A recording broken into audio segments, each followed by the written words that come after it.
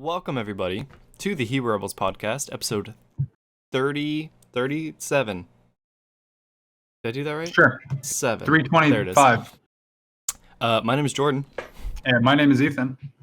This is episode, I don't even know what, of Quarantine Cast. Can't even keep track anymore. What do you mean quarantine? What's quarantine called? This is just life. Someone said to me yesterday, he's like, this is the new abnormal. It's not the new normal, but it's the new abnormal. And I'm like, I guess so. It's become the new normal. It's becoming normal, yeah. I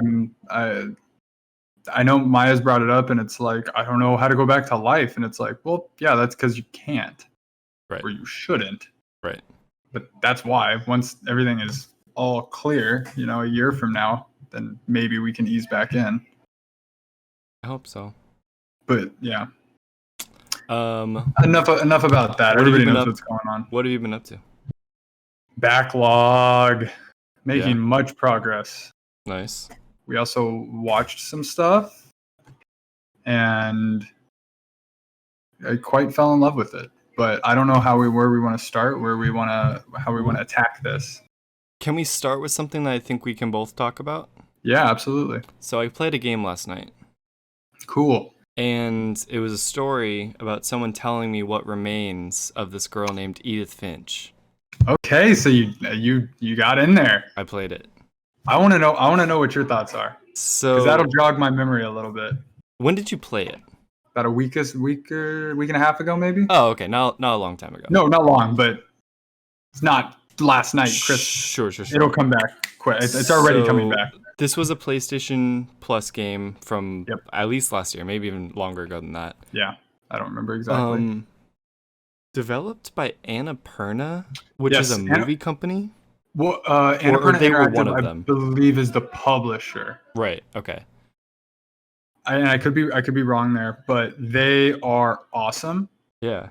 I've started to look at like some of their projects, and I'm gonna try to consume some of that. They're basically trying to do innovative, artsy, different kind of games and movies, I guess too. Yeah, they brought the game branch in. I think that's really cool. How it happened. I would love to see more movie companies see how could we tackle a video game. Like tell a story and then get a game developer company to make it for them. I think this next gen we're going to start to see that with the melding of the two industries. Yeah. And we're going to see directors easily just be able to move over into games and some fluidity. Dude, movie directors in video games. Yeah. I mean, we already have actors and all that stuff, so. Kind of happened, I think. Has it? But I'm not super clear cut on that. We're starting to get some new directors out of the game industry. It'll be interesting to see if they branch the other way. Right. Probably not, but I don't think I can imagine a game director making. I don't know. Maybe if you really impress someone enough, like the director of God of War, he's been around for a long time. But like, I feel like someone would give him a chance. Like, how would you make a movie? I think that'd be really cool to try. Just to touch on that, because it's like, does he want to do that? He recently said he'd be down to remake Silent Hill, so he's still in game mode, but who knows what else he's open to. Right. But Edith Finch. So what remains of her? Without spoilers, I guess. Definitely not spoil, because that's the whole enjoyment of the game. I didn't know anything about this game. I knew it was a mystery walking sim, essentially. I didn't know if it was going to be scary. I didn't know if it was going to be like lighthearted. I figured it was kind of dark just based off the thumbnail and the title, I guess. But pretty quickly, I was intrigued, especially once you see that house off in the distance at first. I'm like, ooh. I would agree. I jumped in. I've heard people talk about it, and you're literally just thrown into it. Yeah. Like there's no menu, play now, even. And I was like, whoa. Like you can move it almost like in Black Ops, the original Black Ops, where you can you're in the menu, but you can also still take do stuff. Control. Right. That kind of it messes with you. I love that. And so then it gets going. Well, it's not like there were really many controls, but like they don't even tell you. Yeah. They're just like, figure it out. Yep. Maybe you don't know that you can even move yet. Yeah. Yeah, exactly. No, I was sitting there and then I was like, is that getting smaller? Right. Because you're on the boat. The game starts out, you're on a boat, and the title screen is basically in the sky. Yes, I did wonder how long I could sit there, and Yeah, like, would it never get? You said it is getting smaller, but I was like, will it actually get smaller if I sit here for an hour? Will I still see that island or might have to or test the that. land? I don't know. I was very intrigued by trophies too the entire time. Once I got a couple, I'm like, okay, I need to be looking out for how I can get more trophies, and I got I'm most of them. Oh, that's good. I forget. I missed a few for sure. I'll eventually probably go back and jump in and maybe get them all, just because it's It dynamic is. or It's really easy interesting to enough. replay. Yeah, Um, which I appreciate. I do too, because I did it all in one session, but I don't want to have to play the whole thing again just to No. tick some of those things off. So I'm trying to think, how do we attack this without spoiling anything? So Because okay, I think we can talk about some of the different like story points without giving the whole like the end necessarily. okay, The game is really interesting where like you are this girl Edith Finch and you're immediately in a flashback, right? You open the book and you start reading and then you go back in time to when you're yes, walking to this house. So yes, already you're like one layer into Inception. yeah. And then you start exploring the house and you start finding like different rooms and then you find more journals and stuff and then you start diving even deeper and they are really clever with like integrating new game mechanics or uh art styles and like different ways of telling the story for each individual character that's in it, and that was something I found really fun even though the first one I hated. I had no idea that's what this game was. So the first breakaway off the main gameplay was like, huh? Like, Yeah. where is this going? This is so bizarre. But very quickly I was like, oh, okay. Let's see where this ends up. And then it starts evolving even more within that. And I'm like, oh, okay, I don't know. I don't have any idea what is going on. Let's just see what's going to happen. And then you start moving, through the story. And I think you start to it does a really good job of getting you to kind of figure out what's going on without explicitly telling you. Yes. Like I was Did you this? wondering Yeah. from the beginning, I was like, do I need to keep notes? Like, is this something where I actually need to solve a mystery, or Yeah. am I just on like along for the ride on this? And I'm glad pretty quickly you realize like I'm just listening, I'm just observing. Basically, I don't Yeah. have to like keep track of anything, but there's a lot of weird stuff going on. Lots of weird stuff, and I just I lost track of time playing this. Yeah, me too. I was like, I check a lot of the time, like, how long is this going to be, so I can kind of gauge as I'm going through. Same. And I checked before, and 2 I hours. looked, and I had completely, and then I ended up, I think, being a little bit more than that, but I completely lost track of time, and I was like, well, I couldn't even tell exactly where I was at. Right. Now, I'll say the basis is it's about the Finch family. Yes. That's what this game is about. A very big family. Finch, very large family. Yeah. And you're discovering their story, and it's fascinating. And everyone in the family lived in this house, so you're getting everyone's story from their room as you discover it. Yes. Yeah, there's a lot of more there, but yeah, for sure. To touch on the thing you just said, I looked it up before and it said 2 hours. So I was expecting, I'm maybe a little bit slow in video games. I figured it would take a little bit longer. I felt like I was in the game for 5 hours. Yeah. Oh, and yeah. It took me like 2 hours and 10 minutes. Yeah. Which I think is a good thing. That's a great thing. Oh, I was engulfed. I'll never forget that. So I was, I think this was on a recent Kind of Funny Games cast. They raised a question about, and this is something I think about a lot, where the value of a $60 game and what is the value of video games. And one of the things they mentioned was mindshare. I think this was actually somebody that wrote in to them about mindshare. And now this is something that, like, obviously I've felt and experienced, but hadn't put into words like that. This is a game that, despite it only being 2 hours long, like, it'll stick there. I'll remember that. Yeah. There's so much I've played that's longer, and this more than Firewatch for sure. Like I remember like the basic like beginning, middle, and end of Firewatch, but like a lot of stuff in the middle I lose. And maybe it's because this is more like single track. Like there really isn't too much exploring. It's really just kind of A to B. I would argue Firewatch was more linear retrospectively than it felt when I was playing it. Probably. But there's more places you could go. Which is, I think, why you get that effect. Yeah. It's kind of open world. I guess this is too, but not really. It's not. No. Believe me, I tried to go every direction. Right. There's a track that you're on. Firewatch makes you feel like you can go every direction. To me, what I found was it was just a waste of time. Yeah. There was one place you should go, but you could deviate. And I think that but actually find nothing probably. You won't find anything. Right. Maybe a hidden trophy, something. But I would argue that this is better design. And I really enjoyed Firewatch too. Granted, that came out years ago. I think this is a step up. But I think being more focused, you pick up on it, and I think Firewatch was a letdown because in trailers and whatnot, it made you think you were going to be this ranger and live there and be more open world. And then I was constantly like, oh, that's it. But the story was good enough that I wasn't disappointed. I loved this game because there were so many different, really all you have is an action button.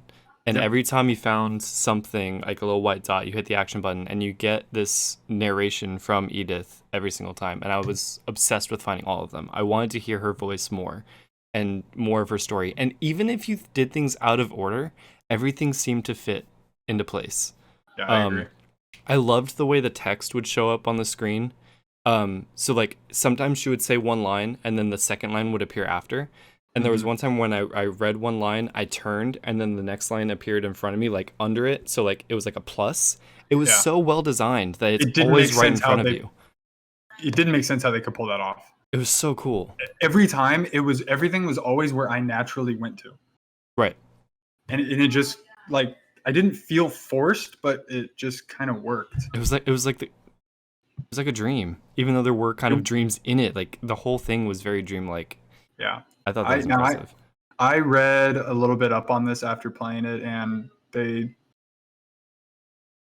want to keep. They're going to make more stuff like this and innovate on this design. So I'm excited for whatever they do next.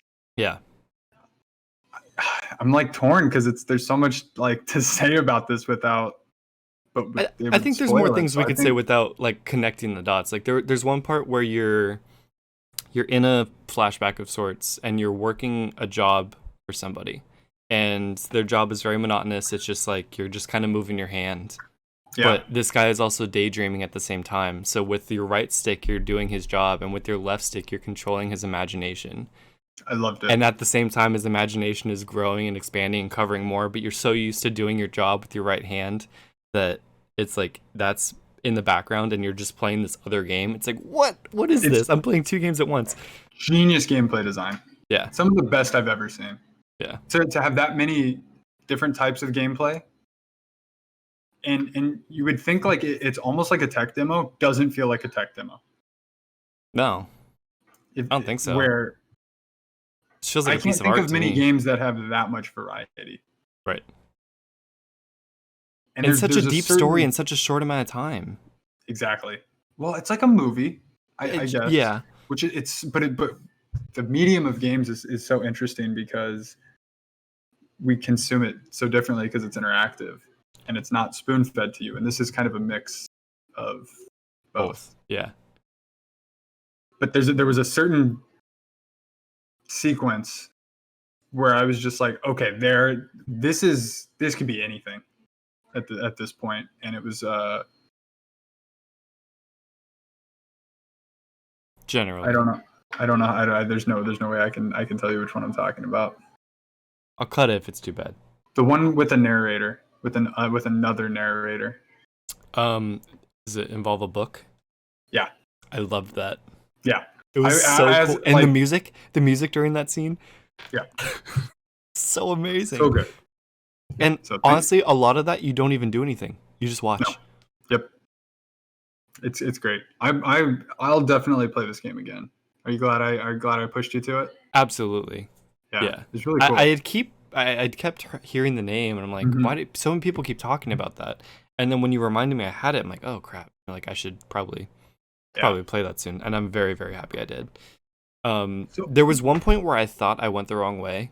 I wasn't sure because you go up to the second story of the house. Yep. You go in the first room, and then you're kind of on a track from there. Yeah.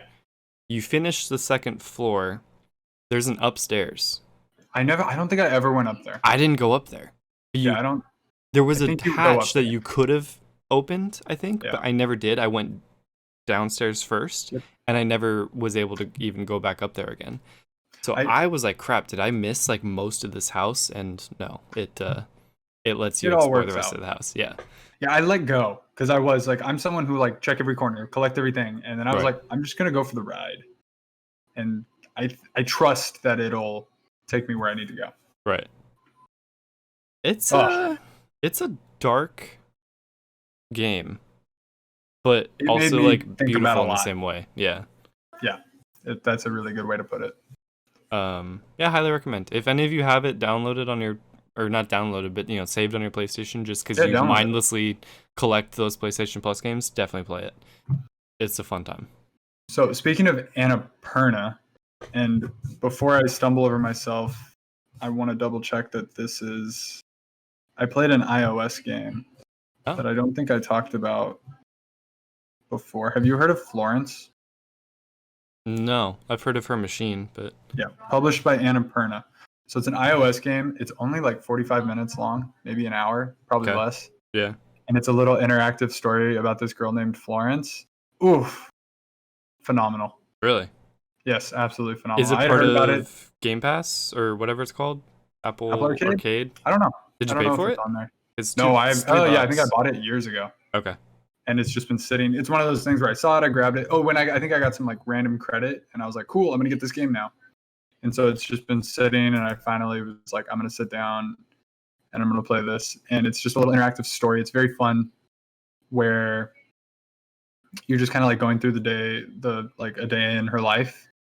And every like brushing your teeth, you like swipe it back and forth, and then like arranging stuff, and it's goes over the course of a love story and and her evolution, and it was. Isn't it cool that we can get that in like an iPhone or like a phone game too, like an actually engaging story? I've heard this as being like an example of that, and I played it, and I'm like, I want to make something like that, but I don't even know how.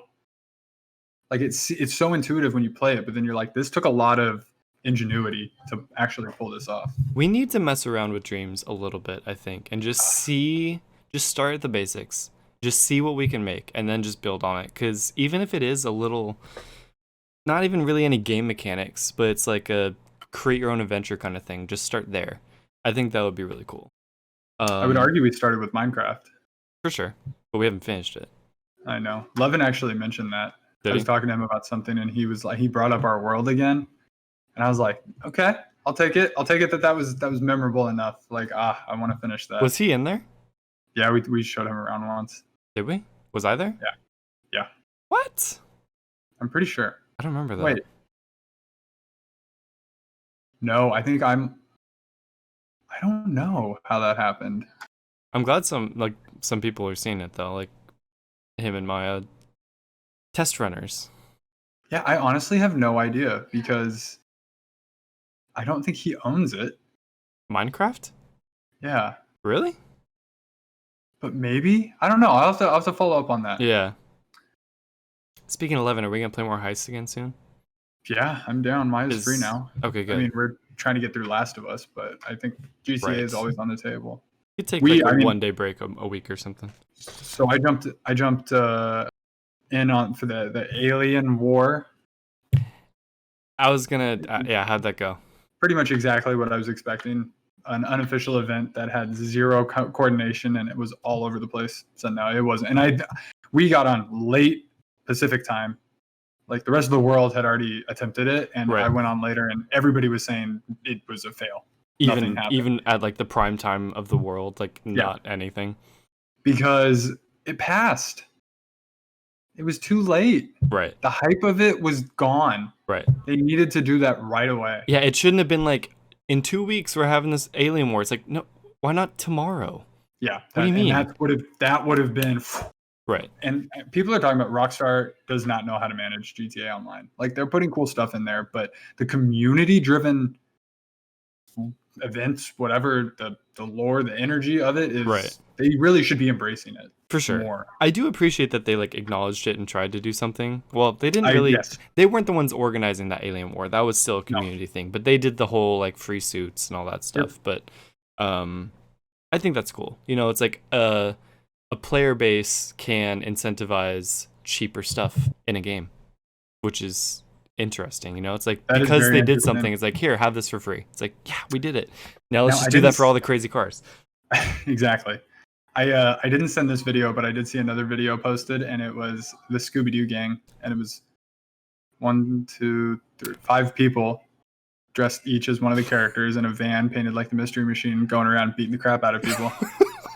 And I'm just like, yeah, people are so genius. This is so much fun. One guy had a dog mask on. It took me a minute to realize what was happening. That's hilarious. But we should try to come up with something like that. Just some kind of group to emulate. Yeah. I think that'd be fun. Because it's just me, you, and Robin. Like, what's something we could come up with and run around and do that. Yeah. I think that would be funny. The Mystery Machine would be like a cool knockoff card to have in GTA, I feel like. It's close, but not quite. The one that they did? Yeah, like, it is, but I'm like, I don't think I would dedicate to that, but I'm with you, like, to add that to the collection. It's the same, is it the Scramjet? Is that what it's called? The one that you sent me earlier today that's on sale? It's like, it's so close to the Mach 5, but it's not, but it's like, you think it is. Speed Racer car? Yeah. Yeah, that is the Speed Racer car. Love that car. I want my like final vehicle I would get would be the Batmobile. Yeah, which is like $10 million or something? No, I think it's like 4. Oh, is that it? Okay. Yeah, it's like 3.875, I want to say. The booster on that thing is insane. Is it? Yeah. So the reason is that I bought a bunker. Oh my God, really? To make money, because they were on sale. So after buying my bunker and possibly something else, I had about $100. Oh, dear God. To the point where they were like, you can't pay your utility bills. What happens then? Like, what do they do? It's just nothing. I think, oh, no. They said you will not be able to watch TV in your apartment. Are you serious? They turn off your, like, internet? Yep. The cable or whatever. I was That's like, awesome. Oh, and shower. My water got turned off. I couldn't shower either. That's amazing. Yeah, I didn't even know that was a thing. I love that. And so I was like upset, but now I need to make some more money. And granted, I think Levin helped me grind because he has access to a certain type of mission to where we found a way to make a lot of money. Nice. And I'm trying to think what I bought. I needed something. I needed just enough money to buy something, and I'm blanking on it. Yeah. But I definitely, I want to get in on that. I've been neglecting GTA because I have been absolutely obsessed with Warzone.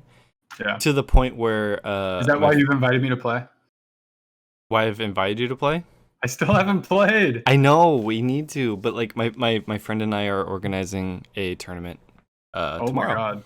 Yeah. That's insane. Yeah. It's my favorite battle royale, probably, period. Yeah, all I'm hearing about is how great it is. So we need to play. Yeah, I'm down whenever I have it downloaded. I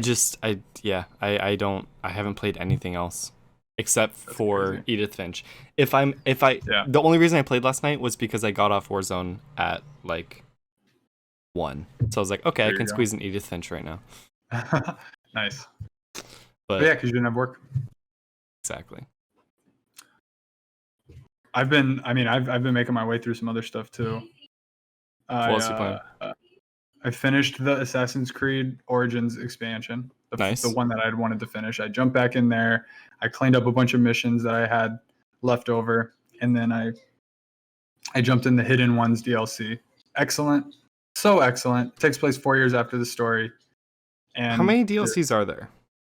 So I was gonna wrap the game up because there's another one called Curse of the Pharaohs that is basically boss fights.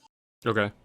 And turns out there's more to it than that. There's actually more story. It's that a year later additionally, and I'm like, okay, I need to eventually do that, but it's deleted. It's off my system. I'll go back when I want some more Egypt and finish that up. That game's, I'll jump back in and out of that game for a while. Sure.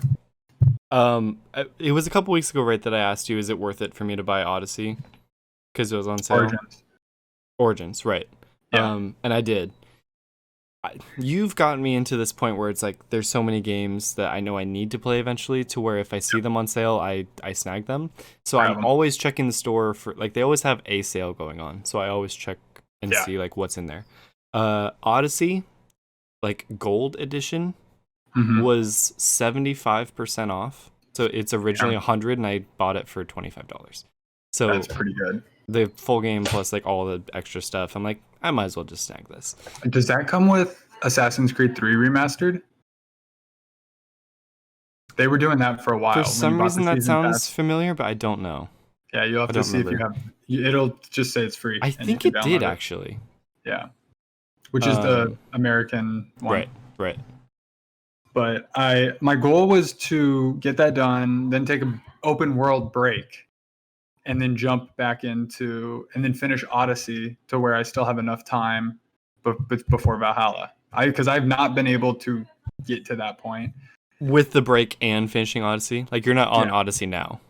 So, no, I pushed it back, and I have my list that I'm going through, that I'm trying to make progress through, and Odyssey keeps falling down that list because other stuff keeps moving up the list. Right. I'm still haven't finished Doom.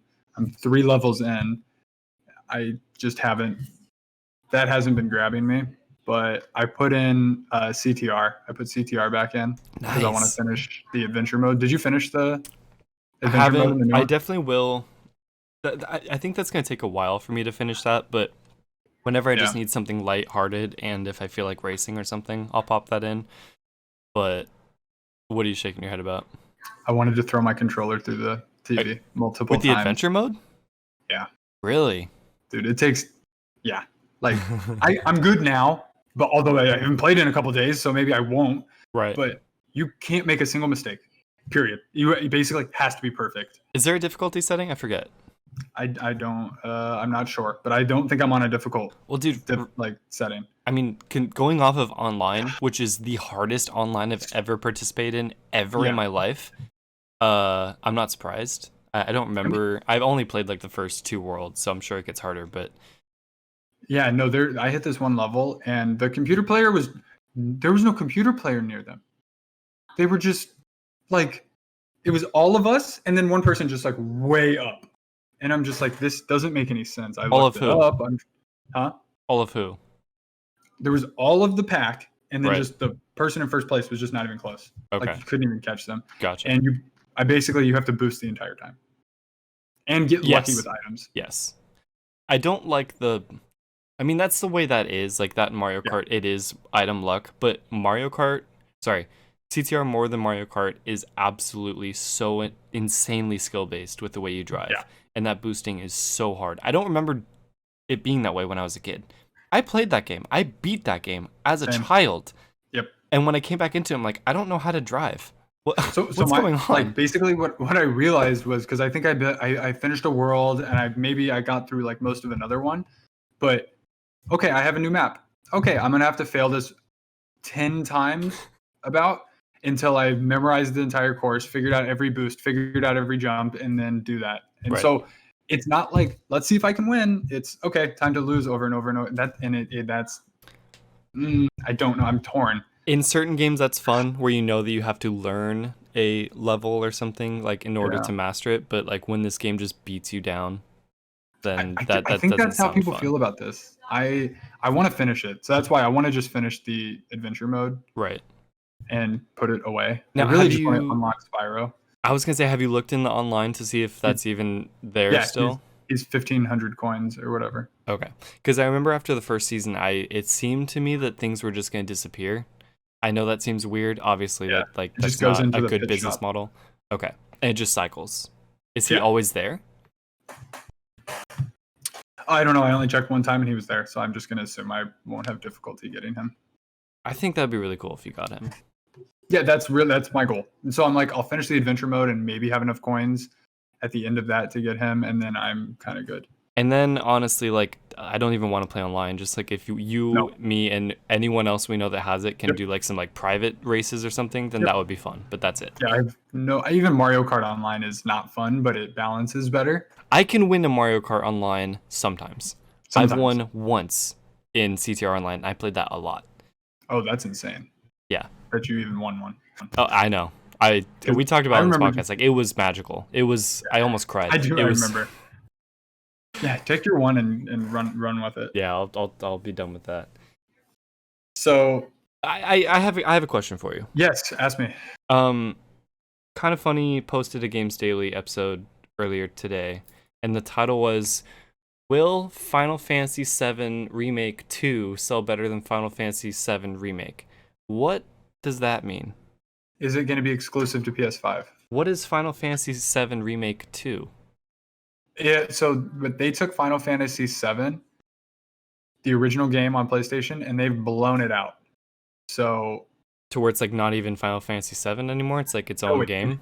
Yeah, I mean it's like Resident Evil 2, but like even more so. So the whole story, like they didn't cut anything, but everything I've heard is like the Midgar section, which is that city. They made that a whole game rather than the first part of the game. Plus other stuff? I don't know if they've added anything in, but it's like you look at PlayStation 1 graphics, they're little blocky characters running around. And when you take that and you up-res it and you make it cinematic, like they're taking the story structure, right, and ideas and cutscenes and things that happen, but they're making it completely modern. So is there stuff from Remake? Is there stuff in the original that's not in Remake? Like, do they don't think sort so. of? Okay. I think they put everything in there. Interesting. But there's like weird stuff in there that was like maybe just a little. I'm trying to think like of a comparative example that like an old game that you've played that if they up-resed it, what it would be. Because like when I heard them talking about it, like Tim was talking about it with his friend, it was like sort of playing a new game. Like the story wasn't exactly the same, and they made different choices and changes and stuff. So I didn't play the original, and I haven't played the remake, so I'm only going off what I've heard. But my guess would be that is because they've expanded. So you take a scene where ABC happens, but if you put A, B, and C in a modern game, it would look weird. You'd be like, oh, that's missing, and that's kind of shallow. You have to flesh it out a little bit more. Flesh it out a little bit more, make it better, make it feel more real, more realized. And you do that over the course of a massive RPG, and it just grows and grows and grows and grows. And so this could be 2 to 3 parts. They don't know how many parts it's going to be. So I guess that's what I'm asking. Like, whatever the sequel will be content that no one's ever seen, right? No, it will be the second half. This game didn't end where 7 ends. Oh, okay. That's where I'm confused. So that's why I said that this is the Midgar section. Wow. This is just the city. There's more stuff that happens. Are you serious? Yeah. This is Act 1. Normally in the PS1 game, you got all 3 acts in one game because it's kind of smaller. But this was so big that they couldn't even do that. Yeah, exactly. Wow. I didn't realize that. Okay. So when I hear them talking about it, like I've heard Blessing talking about it, and there's things that he says like, this is different from that, or like in the original I got this far, but I wasn't able to get that far in this game. Like, what do you mean? Like, isn't it everything and then some? I didn't realize that they like expanded it, but then had to chop it up into sections. Yeah. Oh, that's crazy. Yeah, because this is one of the biggest IPs ever. Right. Not just Final Fantasy, Final Fantasy VII. I mean, like that's one of the first games I remember even hearing about. Like, obviously as a kid, you know your basics, your Marios and stuff like that. Like, but at school, my friend Hunter, he would always talk about Final Fantasy VII, and he was the one that introduced me to Sly Cooper. So like, it was the first like JRPG that got popular in the West. That's why. Yeah. And then when I heard about 15, I'm like, there's 15 of these games? I mean, why don't people talk about the other ones? So 6 is considered the best of the non-3D, from what I've heard. 7 is the first like 3D one on the PlayStation, popular in the West. 8 is also considered very like well regarded, but each game is a different, for the most part, cast of characters in a different setting and with similar themes throughout. That's what connects them. Okay. So you've got 8. Then you've got 9, which I don't know too much about. 10 was the PS2 one. That was huge. That's one I remember with the blue cover with Titus and Blitzball. And so they were 10 games in by the PS2? Yeah. And then 11, I think, was online. Okay. Then 12 was another PS2 game. 13 was PS3. And then they did a 13-2. So a sequel to 13, but not 14 because that would be a different universe. So then 14 was the next online one of the greatest redemption stories of all time. And then 15 is the latest game, which was done by the Kingdom Hearts guy. Okay. And which evolved from Final Fantasy Versus 13, which don't even, like, it was shown at an E3 one time as like this crazy like HD thing, and then just disappeared, and then eventually resurfaced as 15. And I'm just to confuse you even more, that original Versus 13 trailer is now an Easter egg of some sort in the latest Kingdom Hearts DLC, and it might be being brought back to life in some weird, insane, woven in way to Kingdom Hearts. So they're keeping the Kingdom Hearts craziness alive. Cool. And nobody knows what is happening. Is Kingdom Hearts 4 something that is expected? Yeah, they're continuing Kingdom Hearts. Cool. So 3 ends with just like when I was a kid, and it ended with these, what is happening? It's still going. Good. Even crazier, probably. Good. That makes me happy. Yeah, it's just good for Tetsuya Nomura. He's got a crazy mind. Does Final Fantasy VII, like, are you gonna play that, the remake? Oh yeah, PS5 though, probably. I'll wait. I'm in no rush. You didn't play the original? I've never played it. Okay. Yeah, so I'll play remake as my as my definitive experience on PS5. I'm very intrigued by it, but like it sounds like a time sink like no other. It's a big game. So yeah. Yeah. But it's so, I feel like, iconic in the gaming world. I feel like I have to at least give it a shot. Yeah.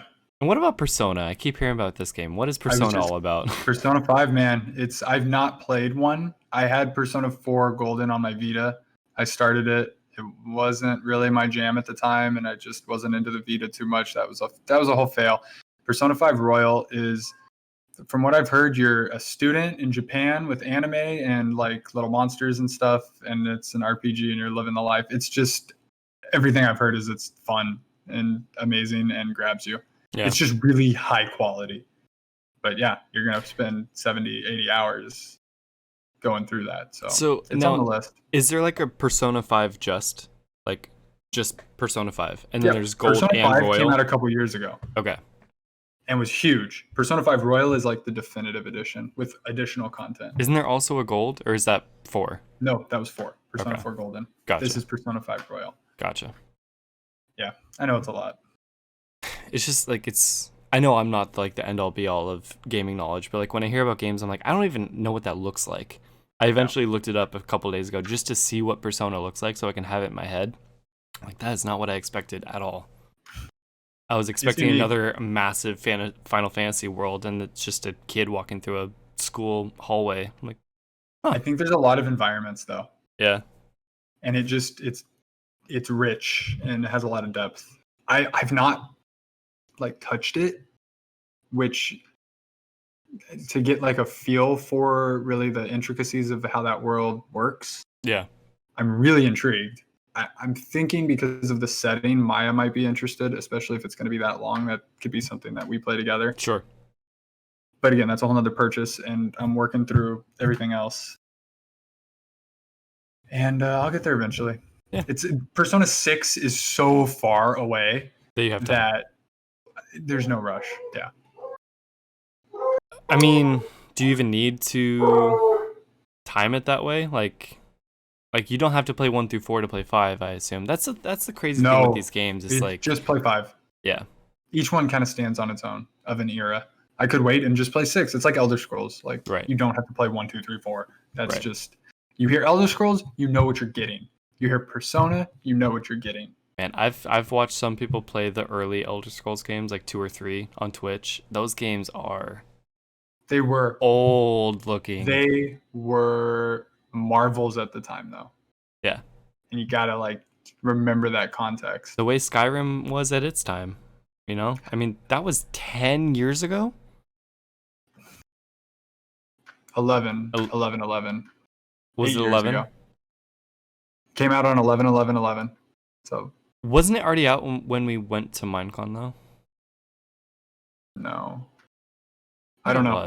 I know that Skyrim came out on 11/11/11. Did it? Okay. I know that for a fact because I remember I was like, damn, they really want this magic date. True. But yeah, that's crazy. Because you remember that kid in line at Minecon, he was showing us the pictures on his phone. Yeah, I'll never forget. Started with Skyrim and that turned into some other stuff. I don't remember that. Because no, Minecon was 2010. That was 11. It was 11. Was it? Oh, it was. It was 11. Yeah. I was it November? I think it was, huh? Was it that late? Yeah, that makes sense. So, speaking of Minecon, it is the 11th birthday, of Minecraft. Today? Passed. Oh. No, not today, but it just passed. November 18th, 2011 was the first Minecon. So a week after it came out. That makes so much sense. But did you see? So Mojang made an announcement. They've got a new logo, and they are now officially Mojang Studios. Let me look this up. It's pretty cool.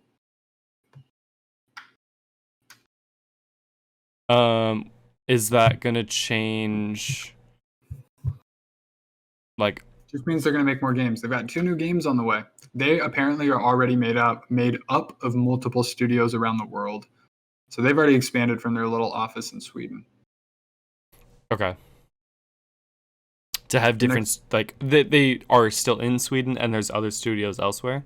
Yeah. Okay. I think there's one even on the West Coast here. So Mojang was they made Cobalt, right? Yeah. And was there one other? That card game. Okay. Wizard game. I don't remember what it was called. Right. And so they're finally going to branch out and make some more new stuff. They've got 2 new games coming. I don't know if they're making Minecraft Dungeons, which is coming soon, but I do think we should play that. It looks awesome. I want to for sure. I just saw an Instagram post today. Captain Sparkle's got a massive chest delivered to him for Minecraft Dungeons. And as weird as I feel about him, he deserves that 100%. Yeah. Is he still doing Minecraft? Yeah. That's intense. For some reason, I have video alerts set on my phone. Yeah. So every day I get a video, and they're always a new Minecraft Let's Play. Oh, wow. Good for him. For he's sure. Still doing that. Yeah. That's nuts. I mean, he's one of the OGs. He's a Mount Rushmore of Minecraft people, which blows my mind because I remember stumbling onto him.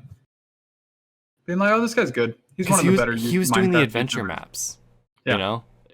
Like C Nanners and Yogscast, they were doing the survival Let's Plays, but when Captain Sparkles was doing the maps of people building dungeons and puzzles and stuff, you're like, what? You can do this in this game? I can't even conceive of YouTube back then. I miss that is the birth of YouTube gaming, I feel like. Yeah, Minecraft. And I didn't realize it was 100%. Happening. No. I was just into it. I was like, yeah, this is good. This is awesome. I can watch this. And obviously there's inconceivable other content on YouTube, but I feel like gaming is at the heart of YouTube. Yeah, that is really what, and Minecraft, arguably alone, it's still top of the charts everywhere. Yeah. God, what a beautiful game. I'm just happy to have been a part of the whole journey and to always be able to say that. Yep.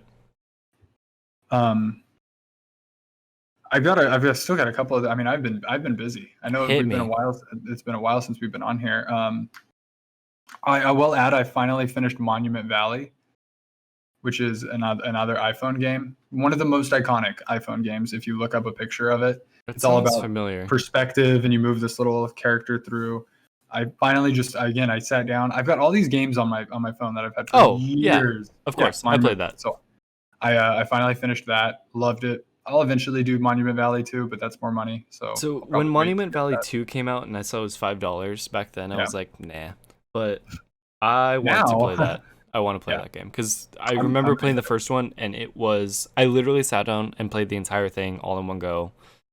I was at my girlfriend's house, ignoring her, just obsessed with this game. That's wow. And she's like, "What are you doing?" I'm like, "I don't know." So that makes me sad for how long it took me. That first game was really cool. So yeah, I thank you for reminding me of that. I'm gonna play that game. Do it. Then let me know how it is. I hope the next iPhone game I want to finish is Super Brothers Sword and Sorcery, which is one of the OG. Like, you can make a different type of game on a phone. It's pixel art, it's music based, and you tap and you move this little guy. You have a dog. I need to finish it. I have like picked it up over the years here and there and made like minuscule amounts of progress. What is it called? Super Brothers Sword and Sorcery. Got it. Huh. Yeah, it's got a weird name. You said this is OG? Yeah, that's like one of the first. What year is it? I would say probably 2010. Does it say on here? I don't even know. Here, I'm gonna Google it. That one doesn't ring a bell to me. Super Brother Sword EP. That's a weird name for it. Because it's a music based. 2011. March 2011. Yeah. So that's on my list. I want to finish Mario Run. I didn't even finish all the levels on Mario Run. I don't even have that game installed on my phone anymore. Well, I have it all. A lot of them are offloaded. Did you ever play Mario Kart on iOS? Nope, didn't even download it. Dude, such a good iOS game. Really? It works so well. It feels like Mario Kart. It's amazing. That's cool. I like that game a lot, but I don't have it installed because I don't have room on my phone. Damn. What a problem. Yeah, I've gotten it to a decent point. So, last thing, and what I'm currently playing, I am back in on Witcher. So, I saw the other night when I was browsing through, it said that you were just in Witcher. I'm like, that's weird. Huh? That doesn't make any sense at all. Yeah. Is this in preparation for Cyberpunk or? Yes, partly. Yeah. It has so there's two sides to this. Yeah. One is because Cyberpunk's coming and I want to get back in and wrap my head around what CD Projekt is capable of. Yeah. Two, Maya and I watched The Witcher. Oh no, really? Yeah. So I'll talk about the game first and what's going on with that. Okay. And then tease me about the show and then I'll watch it and we'll talk about it. So we watched the show and then I decided to jump back into the game. Sure. One, it's been on my list to finish the DLCs. It's another game similar to Assassin's Creed Origins where I beat it and then I just kind of stopped. There was more stuff that I wanted to like clean up and finish up quest-wise. Basically, I wanted to go around and collect all the armor sets. And so I used that as a way to refamiliarize myself with the controls because I could go around and no pressure and just kill basic monsters and figure out how to even touch this game because it controls very differently from Origins. And of course I'm in there and I don't know what I'm doing and I'm just trying to kill a monster and I'm dying. And now I can do all kinds of crazy stuff and I'm a badass Witcher. But wow, like it's so intimidating from a distance.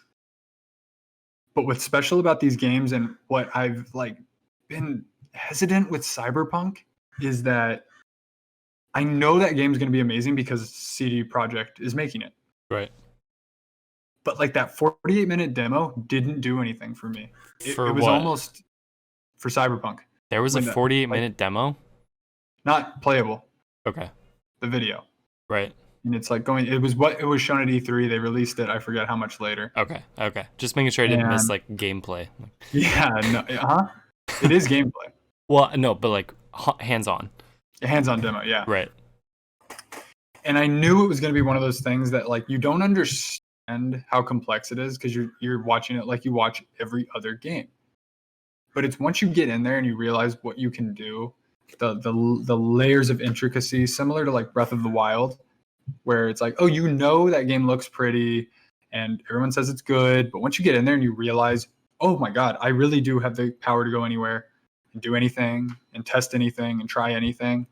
It's that kind of a feeling that I'm assuming you're gonna get with Cyberpunk, where you're like, I'm walking around and playing a first-person shooter. How many times have we done that? Right. And then you're like, wait, I can do this. And if I do that, that happens. And you realize how many things are interconnected and running in the background, and really the scope and level of detail. Because even with Witcher, I jumped back in and I'm like, whoa. And then I'm playing and I'm like, okay, this is so dense and rich. And the controls for a 5-year-old game, it holds up pretty well. It was innovation to the max when it came out. Right. But it's just the story, the characters, what they did with the side quest. It's so impressive still 5 years later, and it looks good still. I own it. I'll play it one day, hopefully soon. You gotta be ready, because the one thing I'll say with Witcher is it doesn't hook you until a certain mission, until there's a certain sequence of missions that when you complete that and you realize you're like, again, I'm a Witcher. Like what they've pulled off. Right. Not even that, it's the story. There's a certain story mission where you're just, because that's what I would say the strongest point of Witcher is their side quests. Okay. And their stories, and like, it's not just run around and be a video game. No, it's not as like dark and dingy as Skyrim looks, right? Like it's beautiful. Okay. Yeah, it's gorgeous. Because that's what's keeping me from Skyrim forever. Like I never want to play that game. I'm with you. But I'm definitely intrigued by The Witcher. Now the show. How was the show? So the reason I wanted to get back in is like, I need to be a Witcher. I need back in here. I have to be a part of this. So we started. I told Maya I think we'd been watching some other stuff, and then I was like, hey, I want to start The Witcher. They're hour episodes, so I knew, but I think there's only 8. Oh, not bad. I believe there might be 10, but I think there's 8. And I wanted to get that done, partially because I knew I wanted to play. We started it one night. I think we watched 1 or 2 episodes, and it was done within a day or 2. Are you serious? We couldn't stop watching. Nice. And it's the first time that I can remember that I want to watch it again. Toss a coin to your Witcher. I've been singing that and listening to that. It's a shame that you know it before watching the show. Yeah. I knew about it, but I intentionally avoided listening to it because I wanted to hear it for the first time. I didn't even know what it was going to sound like. Right. I knew it was going to come. Henry Cavill, bravo, absolutely crushed it. You are Geralt, and I want season 2. They had to shut down production, unfortunately, but it's coming. This is cool. This is one of the best shows on Netflix. Wow, if not my favorite. Nice. And I'm gonna wait until we get more seasons. Yeah, but I potentially gonna put this above Game of Thrones, like to that degree. That's definitely the best review I've heard so far. So you've got me intrigued. So apparently Greg feels the same way. Cool. And I heard him say that, and I'm like, yeah. And now I wouldn't have said that pre-final season of Game of Thrones, right? But that final season unraveled the whole thing down. Whole show. I have no incentive to ever watch it again, because it's just a tease and a tease and a tease and a tease and a tease with no payoff. But the characters, man. Some of the time that's okay. I love that show. I still love that show. I loved that show. Yeah. But I'm like, am I gonna watch 1 season, 2 seasons and stop? Right. It's so unsatisfying how they wrapped it up, and it's like I look at every character different. I'm like, oh, you're just a. But and it's such a shame because that's not true. But it's tarnished it. For sure. And it almost doesn't even make it. It's like How I Met Your Mother. Yeah. I'm just like, oh, I can't go back in there. Finales matter. You are the only person I know who has both watched the show and played the game. Yeah. Are they related much? Very little? Like, do I need to do one before the other? Or I did some research. Having jumped into Witcher 3 not even playing the first 2 games. Yeah. Now, a lot of people say you can do that, and there's no need to play the first 2 games. So the books are the basis. Right. That they created the games off of. Turns out the games are potentially not canon. Oh. Weirdly. Now they're set like a couple years after the last book. Okay. All 3 of them? So they kind of exist in their own little bubble. So in my mind, they're canon. I 100% accept them as that. Sure. I think the only reason most people know about it is because of this game. Like, don't write that off. But there was a lot of intricacies and stories about the characters that the show is letting me see and showing, like, oh my god, like origin kind of stories for them. And so the show is based on 2 short stories from certain books. I forget, The Last Wish and sort of something. But the first season is so clever. It's fun. I can't really think of anything negative to say about it. That's awesome. So part of the reason, like, I think I had waited was I did hear some mixed stuff. I remember hearing about the song going viral and being huge. Right. But I really can't think of anything negative to say about it. Henry Cavill is easily the best, my favorite thing I've seen him do. He was born to play this role. And now, I don't know if you know, he's a diehard Witcher fan. I was just going to ask. I know he wanted to be Geralt. Yeah. Now, is that based off the games or the books? I think the books. Okay. I think he's OG books, but he's also played the games. Cool. That's so awesome. Like, that is absolutely who should play that. Regardless of, like, how you look, even if you don't quite fit it, it's like, dude, I know this character. Let me do it. I'm a great actor. And I guess he could look like him, too, if they really tried, right? I heard the one complaint is the beard. He doesn't have the beard, but I'm like, he can get that later. Like, he didn't even need it. Like, is Witcher 3 supposed to be older? Because he has like a gray beard, right? He's the White Wolf. Geralt has white hair. So he's not old. I don't want to spoil anything. You need to just watch this. I definitely recommend watching this because it's 8 hours rather than 50 for the game. Yeah. And I think it's a great introduction to a lot of the characters. Okay. But do they connect? Like, in your mind, does it all fit into the same canon, or is this like a side universe? 100% they all connect. Okay, cool. Yeah, in an insanely, amazingly epic way. So, like, I'm so like, easily this is like one of my favorite franchises now. Like, I loved the game. You already loved the game so much.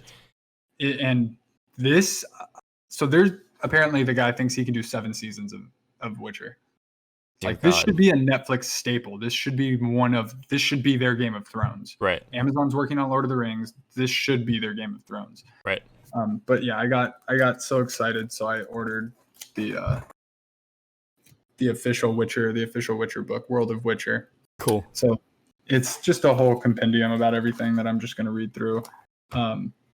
Now that I'm back in the game, I'm going through the 2 DLCs. I really just wanted to do the main big DLC that everybody talked about, but I'm doing the first one first to kind of, like, it's story. It's such a great story already. I'm just like, this is amazing. Yeah. But I'm watching the show has influenced me now how I'm playing the game. Interesting. Which is a really cool thing. Like, trying to be given me more like the show character? It's given me more characterization of Geralt. Right. That I had been creating for myself because there's dialogue choices. Right. And so now I'm using that to pick. I actually think I did it pretty well when I played in his character. Weird kind of side question. Who made oh god, what are those space games?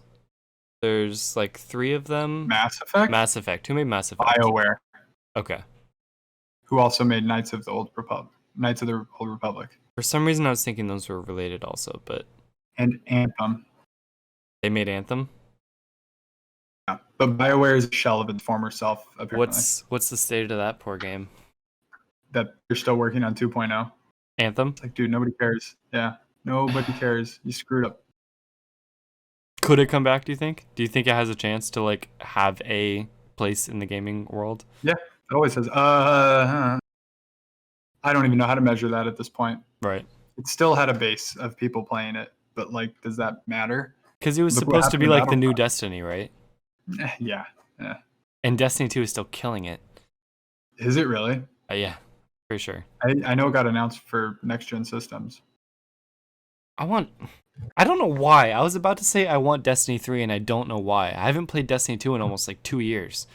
Yeah. But if Destiny 3 came out, I would buy it, and I would play it. God, there you go. I would play the story, and that's about it. I'm feeling great about my backlog. This is the most progress I've been making on stuff, and I still could ramp that up. Yeah. But I'm trying to get Witcher done. I'm trying to get Doom finished, get CTR finished, and I've got some more stuff because I got to get to Assassin's Creed still. So now that it's a weird roadblock, but I know I had to play Edith Finch so that we could talk about it. My next game is Last of Us, and I will start that ASAP. We will be playing that tonight. So excited. I'm hyped. I know for a long time I kept telling you, like, I don't know if I want to play it. Like, I don't like zombies. It seems, I don't want to. I'm so far the opposite way now. Like, I want to live this story because so many people keep talking about it. I feel like everyone's played it, so I need to freaking play this game. It was the swan song to the PS3. Yeah. It's an important game. As this one will be to the PS4, potentially. Yeah. Potentially. Along with Ghost. And Cyberpunk. I don't think Cyberpunk will end up being associated with these consoles in the same way that that GTA 5 was not associated, even though it came out on those consoles. Right. Its identity has been with this generation. I think Cyberpunk, but there's also 150 million people on this generation of consoles. Are you anticipating like an online for Cyberpunk that they said maybe. Really? That's like a later maybe thing, but not like let's all run around and play this together. Because I feel like they don't know how they're gonna do it. That's what would prolong it into the next generation. If it's just like a solo story thing, I feel like it lives in the generation it came out with. I feel like. I don't know. Because GTA 5 is obviously still a PS4 staple because of online. They're still updating it so many years later. But Last of Us and Ghost, I don't think are going to have any online features. Like, those are PS4 games. Yes, those are PS4 games. Cyberpunk's going to get DLC, though. And it's different because GTA 5, as much as it was a big game, wasn't like the technical showpiece moving the medium forward, which Cyberpunk is billing itself potentially as. Right. Which makes me wonder, like, why release it now? You know, like, why not wait one more year? Because there's 150 million people on these consoles. And they'll buy it again on PS5? We're going to get it for free. This is a different game now with smart delivery and free upgrades to the next set of consoles to where, I'm going to probably, as soon as Sony confirms, I'm going to buy it for PS4, but I assume that 2 months later, I'm going to be playing it on PS5. It's same story, just. That's the question mark. Right. Hey, hopefully in the next few weeks, Sony will have their event and Cyberpunk will have their event, and we'll know more. We'll see. There's no new Summer Game Fest announcements yet, right? Not right now, no. Like the next one is June, right? Yes. Okay. I believe. Did you see what Cyberpunk posted? I don't think so. So go to their Twitter. It's a 4-second clip. And I'm going to send you this meme. It kind of summed up what happened over the last couple weeks with the Xbox had their announcement, and then Unreal had their announcement. Is it this car? Yeah. Dude, this game is going to be... I think I'm going to love this game. One of the coolest things I've ever seen, and it's a 4-second blurry clip of a car spinning around. It's so blurry. Why is it so blurry? Because you can't see it yet. Oh, I love it. But it looks incredible. Yeah. And the graphics, like, behind that veneer, oh, man. Like, that car in GTA 5 that I keep wanting to buy? It's like the Ken Block, like, Gymkhana car. Yep. I feel like I can drive that car in this game, but super, like, futuristic. And through the sky. Oh, yeah, dude. But people have been questionable about the map, and it's going to be Dude, I feel like we Huge. don't even deserve this game yet. This seems like a game-changing thing that's happening very soon. It should have already happened. Yeah, It should have already been out. Right. On the day of my wedding. But even still, it's like I don't feel like we deserve it in September or whenever we're getting it. That feeling you have, that is what Witcher was when I played it in 20 whatever year. Mm-hmm. And I remember like you hear about it and stuff, and then I'm playing it, and it took me like I don't remember how long, and then I'm like, okay, wait, this shouldn't exist. Right. I didn't even know this was possible. Right. How is this already a thing? And yes, very much expecting similar experience with this, and that's why I think it'll live on PS5. I get because that. It's not even gonna make sense. And then once we get PS5 and everything's improved and like frame rates, because I don't know how this thing's gonna run on my jet engine. Well, I mean, I'm not gonna play it on my jet engine. I mean, I had Warzone open. I wasn't even playing it last night, and my dad came in my room and he's like, "What's going on in here?" I was like, it's PS4. It's old. Yeah. It's struggling. And so then when you sent me that link that said that the PS5 is 100 times like more powerful or whatever, that made me happy. Not that that's. I think they were specifically speaking to the processor. It's like 100 times faster. Right, but it's gonna have like coolant and stuff too, right? No. I thought the PS5 was gonna have like cooling, like. The fan will never run. You'll never hear the fan. Okay, that's fine. That's all I need. Daisy, no. No. But yeah, so I think I haven't told her this, but after we finish Last of Us, there's 2 other things. It's going to be Zelda, Link's Awakening, the Super Nintendo one. That way I can play the Nintendo Switch one, Link's Awakening. Okay. I said Link's Awakening twice. Didn't you mean to? Super Nintendo Link to the Past. Is that what Link's Awakening is based off of? Link's Awakening is the sequel. I thought it was a remake. Link's Awakening is a remake of Link's Awakening, which was the Game Boy one. Sorry. Okay, Link's Awakening is a also old game. Yes. Gotcha. But Link to the Past is what a lot of people consider as like definitive Zelda. Really? Yeah. There's Super Mario World and Super Mario 64, and there's A Link to the Past and Ocarina of Time. Is it on this thing? Yep. Yay. That's what we started it on.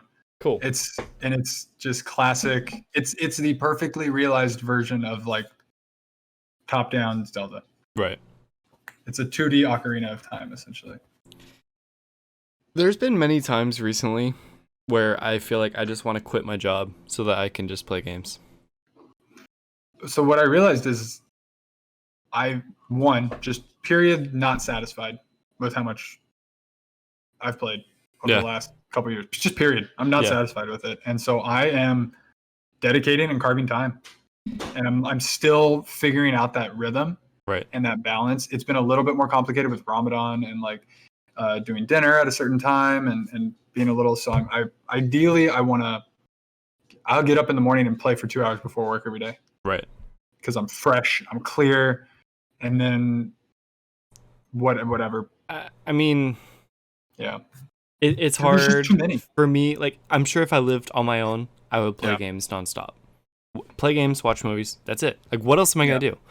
But living with my parents, it's nothing against my parents. Love my parents. They're the best. But obviously, they want to spend time with me. So every time I come in my room, they're like, why aren't you out here hanging out with us? And then I feel guilty, and I end up doing that more than anything else, which I'm sure is not a bad thing. Is this I won't regret that in the future. No, I won't regret doing that when I have the chance to.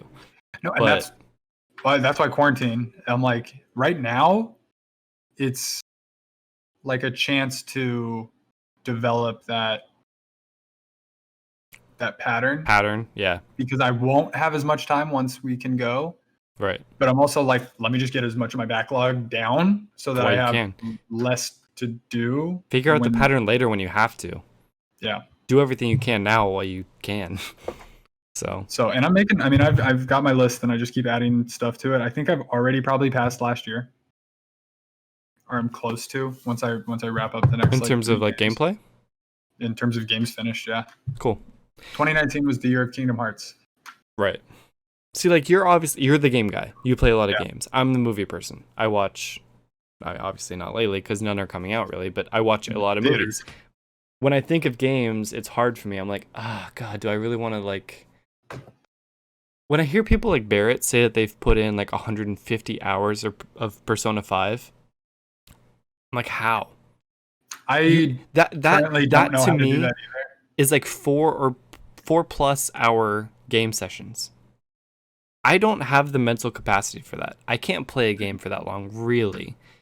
Even when I was playing like Spider-Man or Fallen Order, I played for like 2 hours at a time. It's like a movie. I watched like a movie's worth of... Hello, Daisy. I watched like a movie's worth at a time, and then I'm done. I can't do it for that much longer. But when I play games like Edith Finch, I'm like, oh God, that's so great. I want to experience more like awesome gameplay like that. So I don't know. I'm trying to find the balance. What I was gonna say in terms of I could like... My dream situation is nothing to do on a Saturday, wake up and do nothing but get lost in a world for an entire day. Yep. And it's, and just, I love the it. upsetting thing is that, like, I don't know if you are as passionate about this as I am. I don't think you are, but like, streaming games does not necessarily lend itself to like narrative games, you know? It's always much more the repetitive like FPSs, the battle royales, all that kind of stuff. Like, I don't think people who play Last of Us and Ghost of Tsushima and all that stuff, I don't think they can necessarily make as much of a career just playing games if they want to be like a streamer of sorts. As a streamer, yeah. Obviously you can review games. You could become like one of those like notorious people who can like play games and get paid for it to write a review, but just to sit there and play games, like, for the games we want to play, or you more so than me even, like, it's not as lucrative, which is kind of a bummer. But that's why I have no interest in streaming. Right. Yeah, because it's... But wouldn't it be great? I did it for like esports and stuff, but right. No, I play games for me, not for anybody else. I'm not even saying for anybody else, but like, if you could, like, if that was your job to play games, like, would you even want that? If your source of income was to play the games you wanted to play. I expand on your monetization, or you just mean in an abstract sense? Sort of abstract, but I mean, like, if you could live comfortably making money playing games the way you want to play because enough people are watching you play them, like, would you still enjoy that, or is that not the kind of life you want? I don't want the moment to moment of playing a game to be what I'm making money off of. I want that to be a personal experience, and because that's how you experience it. Right. Because every time I'm like, I would imagine streaming, I'm like, I'm not thinking about me, I'm thinking about the person watching me. Right. And that's a totally different experience, I think. So more so, like, in this capacity, you play games and then we sit down and talk about them and movies, and then income comes from that. Like, that's more appealing to you. My thoughts and ability to convey an experience and discuss an experience and what makes it like special and unique, and because that's what I think of. There's nothing else. Like, you can't... I love movies, but you're watching somebody else's thing, right? And with a game, it's a mixture. So it's like God of War is an interesting one because it depends on how much they let you have, right? It depends on how much they let you choose your own thing. So, and going back to like Edith Finch, like that's like the cross point, like such an interesting cross point of games and movies, because you're directly interacting every single second of the game, and like one of the main parts of that is gameplay types, different experiments and different like ways to interact with it. But under that is, it's really just a delivery mechanism of the story. Right. and that's why like just a game to move stuff around and physically, like it's, I don't know, that's, but I like puzzle games too, but that's like a different type of, like Monument Valley. Right. Like that was like a puzzle challenge, even though there was like, they were trying to put some kind of story in there. I could care less. I just wanted to figure out how the thing works and touch it and play with it and move it in that way. Now, okay, just to expand on this point, what if there wasn't even a webcam or a microphone? Like it was literally just you sit down and play your game, nothing personal about you. People are just watching your gameplay. Yeah. But you got paid for that. Would you do that? Yeah, I would love that. Okay, all right. Amazing. That's fine. But it's the fact of having to entertain people, like yourself also. I think I could do that, but I don't have any desire to, I think. Right. Because I look at streamers and I'm like, that does not sound appealing to just sit with a random audience. I love the concept. Yeah. I would need the right game. That's I think I probably haven't found that. I considered it with like 2K, back when I was really playing that a lot.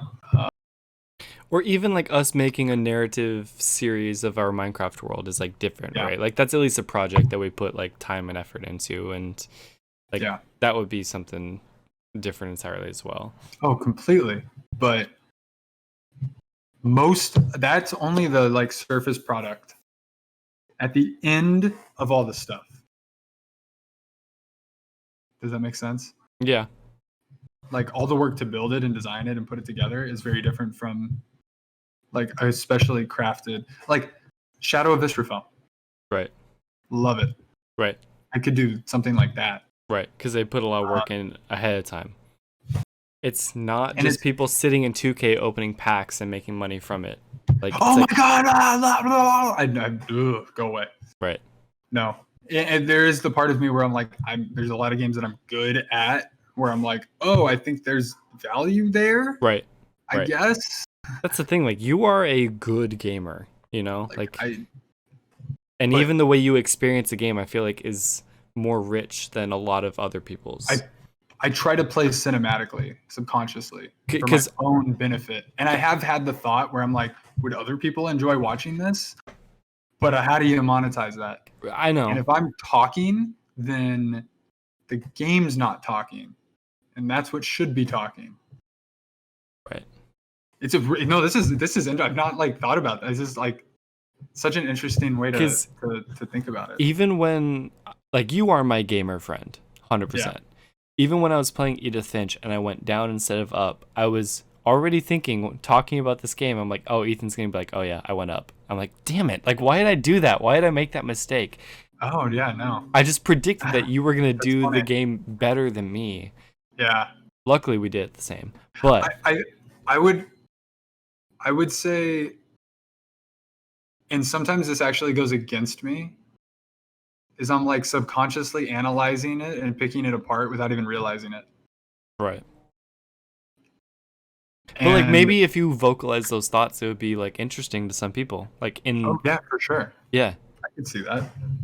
I just no, there was something I was thinking of a game. GTA. Yeah.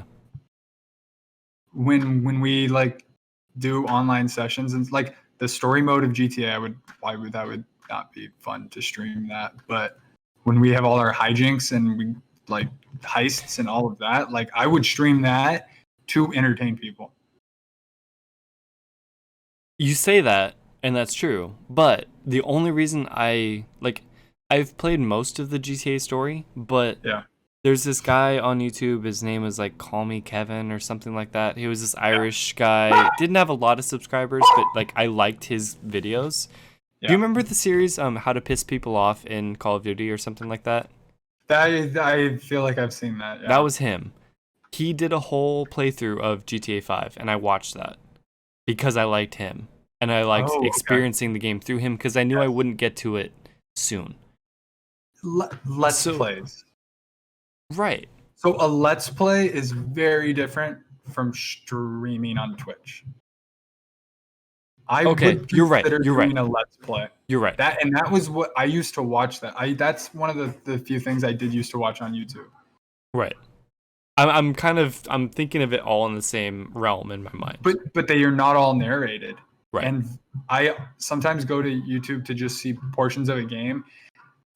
And when they're like, "All right, we're gonna play this game," and, "Oh my god, I'm walking over here, and now this is happening," I'm just like, "Shut up! Like, shut up! You're annoying." Just play the game. Like, or why are you so over the top with everything? But that's kind of the thing. It's like Ninja made his career on being, but also that's also really good. It's a specific game too. It's like it's not a narrative thing. Yeah. It's sort of it is actually a little bit with the way they've done stuff. It's like a lot of the big videos are the season events. It's like so you react to those because Ninja is a character essentially. But you also create a narrative. Right. You're creating your own narrative through it, which I do enjoy doing that. Now, so here's I role play. So I recorded myself playing Edith Finch last night. Yeah. It is on my personal channel. Mm-hmm. And I didn't talk to entertain anyone. But I literally just vocalized my inner thoughts. Like whatever was in my brain, I spoke. You're like, "Oh, that's weird. Oh, this is creepy. I don't like this." Because I want to someday, maybe, I don't even know if I will in the future, but I'm imagining in the future I'll want to know how I felt at that particular point. So I recorded that just to capture it. Yeah.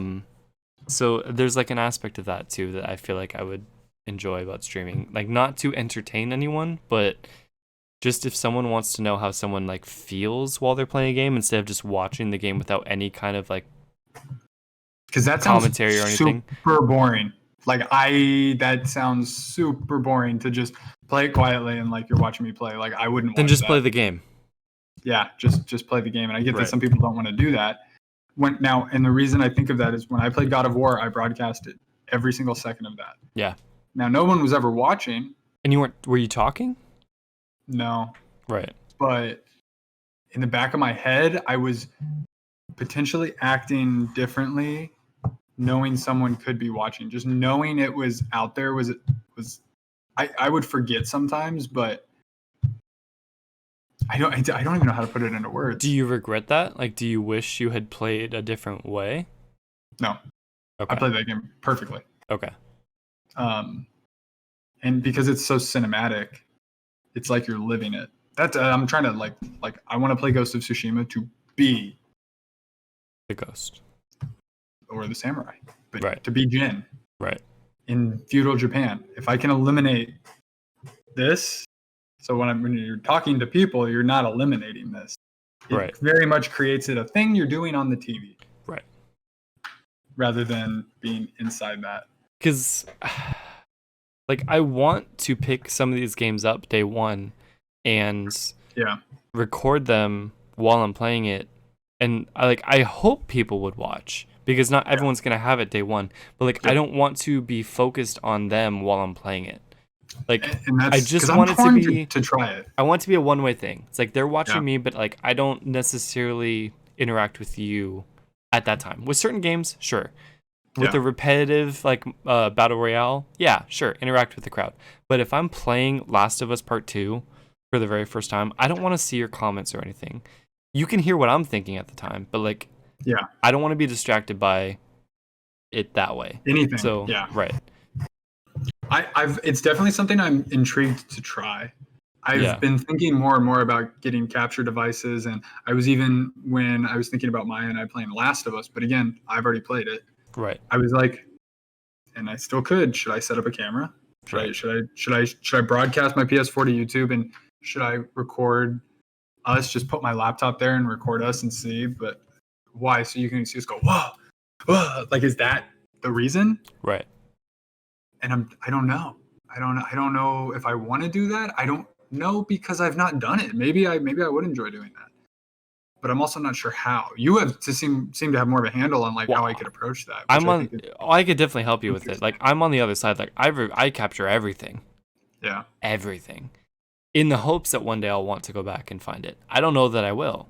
Yeah. But I attempted that. Right. It was daunting. And I forgot too many times, and then I'm now I'm not enjoying it because I missed it. Right. And right. I'm Damn, that misses the point. I need to get over the fact of capturing everything and just capture everything I can or everything I think to. But like, I need to not be upset with myself for missing certain things. But like, I'm totally with you though. When you're dedicating to getting it all, that's what it is. Some kind of passive system would be ideal, and that's what I was hoping PS5 would bring. Probably not. We don't know yet, right? Now, real quick, I have a website literally saved right here. Yeah. avermedia.com. I heard it mentioned on AVER. Yeah. I heard it mentioned on Kind of Funny, and I think he was talking with Fran. It was cool friends. We've cool friends with Fran Mirabella, and they were talking about the heyday of IGN and how they'd have to capture all this different footage and figure that out. I love that. I love the concept of that. Working for a place like IGN where it's like, this is my job to capture all of this and do all of that. Right. It's a different mindset. I haven't bridged. I don't know. I don't know how to bridge that over to personal. So what are you looking at on here? Like, this is an actual hardware company? Like, they make capture cards, I believe. This is what Kind of Funny uses, apparently. Really? Yeah. Interesting. Because he was saying, now you literally just plug it in and it works, and you're captured. Right. So I've only ever known about Elgato. That's what I use, and it works almost flawlessly. Yeah. That's really the only one I ever hear of too. What do I miss stuff? Why would you miss anything? Computer problems. Wow. That just makes me not even want to attempt. But it's rare. Like, I get most of it. Like, more than 90%. But it's those small percentages that it's like, damn, I wish I had that, you know? But, yeah. How But like, if I was playing something like Last of Us, I wouldn't start until I had it figured out. If I'm just playing another game of Warzone, whatever, I'll skip it, you know? How long have you been capturing everything? I have one of the earliest sessions of you and I in our Minecraft world recorded to a YouTube channel from streaming it from the PlayStation. Since then, you've been saving everything? Every game you play? Nearly. Okay. How much space 5 years later? It's not a space problem because it streams to YouTube. It's free. It just goes straight there and is stored, and it's there if you need it. Otherwise, privatize it and it's, logged. But like, how is it organizing all that? It's a little messy because it doesn't, like, you can't have preset thumbnails, and I'm not good about setting like titles before I start recording. So like, when I look back through my list, a lot of them have the same title. I'm like, crap, I don't know what that is. So you have to kind of go through stuff. It's just a good capture device. That's it. Like, it's not Elgato's fault at all. Wait, no. You're not streaming it to YouTube through the PS4. Usually not. A lot of our Minecraft sessions, yes, I am. Yeah, yes, but in terms of like, if I was to go with this, it would quality. So you can only stream to YouTube or Twitch from the PlayStation. Don't worry about that. If you just want to stream to YouTube or Twitch from the PlayStation, space is not an issue. But quality, I think the highest you can do is 720, which is I know that's why I don't want to do it off the PS4. Right. I hate going in there and you have to do that, and it's kind of clunky.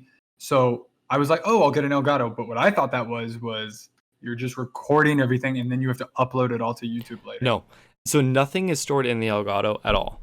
It's just the door. I figured it was stored on the PC. You can record. So like right now, a file on your hard drive. Right now, I'm using the Am I using the Elgato? No, I'm not. No. You can record to your computer with the Elgato, but you can also just stream it straight to YouTube or Twitch at whatever quality you want, based on what you can handle. I'm gonna do this. Yeah. Yeah, that's why I have this page saved, because I was like, I think I'm going to do that now. And this company will be the same. Like, it's not a storage device or anything like that. It's just to get the gameplay from your PlayStation into your computer for you to then do with it what you want. PS5, then I'm going to do it all. But PS5 could also do all of this stuff internally. And we'll see. We'll so see. I'm gonna wait to buy anything. Yes, because I would imagine if the PS4 can stream, not always flawlessly, but pretty much always at 720, the PS4 should be able to stream at 1080 at 4K. Least all the time. But like PS4 base high Pro def can do 4K streaming. Yeah, I don't know actually. Don't forget. I know we forget that thing exists, right? I don't even actually know what that thing can stream. Yeah. So if you can just always hit one quick button, it's not clunky at all, and just stream it right to a personal YouTube channel from the PS5, just do that. Because I do want to start making videos and building up my resume in whatever way. Now, the good thing about Elgato is you can then record it and then edit it and all that stuff. Because downloading it from YouTube is going to be a quality loss and all that stuff. So like if you could just record it initially and then upload it, then that would be better. No, see, that's what I don't want to do. But if you want to do something for a resume, then you're not talking about just pure gameplay. Like you want to edit some sort of video, right? Can that not be done through YouTube? No. There is editing in YouTube, but it's not intuitive or good at all. Not the way that people make videos on YouTube. Like no one who is posting a video on YouTube edited it in YouTube. That's if something goes up like a stream and you need to chop out a certain amount of time. What's the benefit of having all this gameplay? For you personally? For me right now, yes. For all these years is just for you personally, not to make. Okay, I want to. Like if you and I are doing a heist or something, like I would love to make a video out of that. That's what I think we should do with edits. I agree. And cuts and for sure. And there's certain like things that we would need to do for quality, like we would need to talk on Discord, so it's not all like in-game audio and stuff like that. Then. What do you mean? On the next gen systems that they offer Discord as an option. That'd be nice. Yeah. But like you want different channels. Like you don't want the audio, our commentary audio baked into the gameplay. So you want things separate, so when you edit, like if you need to take that out, you can. And that's what's great about the Elgato and like streaming or like recording services like OBS is it records everything. It can record everything separately. Yeah. Whereas just streaming straight to YouTube, it's just all married together. You can't really do much about it. The quality's not great. Because I have pretty much all of my God of War, other than a few times that I did it late. All of my God of War entire playthrough, streamed to YouTube. Right. And then the gaps I would hit and record and save that 15-minute video or whatever on my PS4. Right. If I even still have that stuff. It's a whole nother project. Yeah, I guess, I don't know. I'd need to figure out what my final product would be. Me too. I don't know what my goal is. Like, I think I still have in mind like a project I want to do, but it's for movies, like movie reviews. Yeah. But I always, at the same time, I was thinking of you doing a similar thing for games. Yeah, I mean, I've always wanted to do that. I imagine sitting in front of the camera like this. Right. And you obviously, like, most of it is your gameplay and you talking over it, but it can cut in and out and stuff like that. So because that's where I was like, because my gameplay is good. Like, right. In theory, so like, but does that really matter? I think it does. But then I was like, well, where else would I get gameplay from? That boss battle against the seventh sister or whatever on the tree in Kashyyyk in Fallen Order. You don't want my gameplay of that. That was garbage. That was trash. I make too many assumptions about other people, I think. That's so funny. It was horrible. Because, yeah, even Witcher, like, I'm trying to play as the Witcher. But I don't know if it's good, like, objectively. Like, I think generally it's better than most. So I think you have a head start. That's how I always played 2K, too. Yeah. I hate people that play in, like, a cheesy way. In 2K? Yeah. What do they do? They just exploit one thing and do it over and over. I play it like basketball. That's always how I... Not a video game. Yeah. Right. Oh, Tony Hawk is coming out. That would be one. See, right? That would be fun to stream and talk.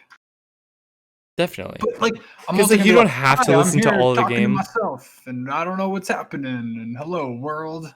But then there's also like, then you and I should just start playing things and recording them. Like, two people is definitely like exponentially. It makes more sense.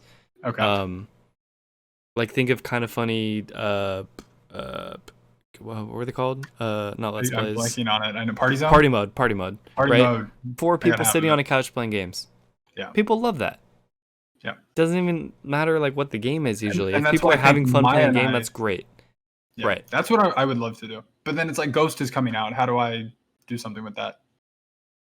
And there's also an aspect where it's like your first gameplay through Ghost. Maybe you should just enjoy that for yourself. You know, pick and choose. Yeah. But I mean, you've been waiting for that for 2 years plus, so 3 years. It'll be almost 3 years. Yeah, I'm torn about. They made some good points about the subtitles, and it's like, yeah, do I want to be reading subtitles and missing what's happening on the screen? Torn. But it's the same way with movies. Imagine Parasite. Everyone had to read that, and it won Best Picture. I heard that the subtitles were done differently. That they timed them differently to where you would read it and then see them at like doing it. So they actually played with the timing there. Yeah, sure, but you're still not always looking at the screen. Part of the reason why it was so popular. You know, like there's minutia to people acting. It's not always when they're talking. It's facial expressions or reactions to people saying things where it's like, if I'm reading, I'm not looking at the characters at that point in time. No, but that's what I'm saying. I think they may have timed it to where you would read it and then see the expression. But you're still missing stuff. And that movie was still incredible. Yeah. You know? Yeah. I don't actually know. I was just told this. I condone... No, I think you're right. I'm just saying, even if that's true, you're still not watching the screen fully 100%. Yeah. God, which is why I hate it when they force English subtitles, even when they're speaking English, because I will inevitably miss stuff. Yes. People who watch The Office with subtitles, what are you doing? Anybody. I have so many friends where I go over to their house and they put on Netflix and it's like The Office or Parks and Rec or something just so monotonous and like, you know what? It's like, why do you have subtitles on? Your ears work. Can you find out? Because I hate it. I hate it so much. Yeah, that's crazy. The only time I want to read is when I literally cannot interpret what the person is saying. Yeah, that's I've heard people do it for Peaky Blinders. Even that, I don't want it. But I wouldn't do it. Nope. No. I'd be like, you shouldn't watch it then. Maybe a thick British accent, I can maybe figure it out. You know, if I don't have a chance, give me the words. I don't care. But otherwise, I don't want to see them. If it's so that I just need to learn Japanese and then play the game in Japanese. Maya's down. Are you still doing it? No, I mean, I want to. I still want to, but I'm not still doing it currently. I want to do it. It's one of I would love to. I would love to be able to speak it. That's why I don't really want the quarantine to end, because then I'm going to have to go do a bunch of other shit. Right. That I have time to do all this. Everybody's so upset. I'm like, does nobody have things they want to do? Right. Everyone's like, I'm so bored. And I'm like, what's that like? I have an endless list of all of these things. Being bored in quarantine? I don't know. I don't understand it. It's amazing. Like, what do you mean? I get if you have kids and that takes up a lot of time. Sure. But sure. And obviously this time would be even harder. Like, if you have kids, this time is going to be tough. Oh, yeah. But for us, like, it's kind of prime. Oh, yeah. If the world wasn't, like, a nightmare right now, but having more time to do the things that we love, which is watch stuff and play stuff. Yeah. Pretty great. It's great. Oh, and we did start back up on Community, and I've been waiting for it. Now, mind you, you're still ahead of me, so. No, but I wish you hadn't said anything, but we finally got to the point where he leaves the show, and I had to tell Maya. Because it was 2 episodes in a row, and I was like. Does he leave after season 3? No. 4? Are you that far ahead? It's midway through. Is it really? Not midway. It's like towards the end. What did he do? But I looked into it, and honestly, there was a lot of stuff going on. really, it's kind of a shame, but I don't look at him any differently. I still love his character. I still love his character, and Chevy Chase. What did he get fired for? What did he do? What did he say? So they're over the course of the whole show, he was butting heads with like kind of the vision and the characterization of his character. He's not a TV guy either. Right. So there was already like some tension, and he's a National Lampoon guy. Yeah, and I think he got pissed one day and he said a racial slur, and that was just kind of the end of it. And it's like, yeah, that's not okay. You need to, but I'm not like crossed forever. You're an evil person. Like, no, so it's a shame that all happened. Dan Harmon was also forced out. So really? There were problems happening as showrunner. Yeah. Didn't this show get absorbed by Hulu or something? I don't know. I think it did. I don't even know. Because I think it was in limbo for a while, and I think Hulu finished it. I know there was something weird that happened, but which is weird. It's on Netflix now. When I was just searching a random community fact, and like when I was watching season 2, right, it suggested a question of like another character, and I'm just like, it would have been good to not know that. It shouldn't be suggesting spoilers as search results. Right. But I don't care, and I'm still enjoying it. We took a break. We kind of got burnt out, but we took a break, and now we're gonna finish it out. The last 3 seasons only have 13 episodes each, rather than 20 something. In the first 3 seasons. I'm not upset. I'm not upset that there's that many episodes. Like, I enjoy every single one so thoroughly. Yep. It's such a good show. The characters are just so good. Yeah. And I think it will probably tail off towards the end, but I'm still along for the ride and for whatever that's going to look like. Yep. The only thing I will mention that I watched Transformers 5. Oh, you did it. Oh my God. Yeah, I wasn't going to do that. It's not as bad as 4. That's good. It's still horrendous. 4 was Mark Wahlberg? Both are. And 5 is Mark Wahlberg too? Yep. Yeah. Transformers: The Last Night. I gave it 2.5 stars, compared to the 4th one's 2 stars. Okay. I don't understand how Michael Bay is allowed to make movies. I think I've said this every time, but it's just all you hear too is people saying that. Right. But it's not a secret. A lot of his movies have made $1 billion. That's why. So it's like, okay, whatever. I don't understand it. I just bought something else on the PlayStation Store last night, and it was thankfully recommended to me from Andy Cortez himself. They are starting The Lord of the Rings in review, and all 3 extended editions of the movies are on the PlayStation Store for $22. So I bought them, and I'm gonna watch those again because I haven't watched them in a very long time. Do you have HBO? Yeah.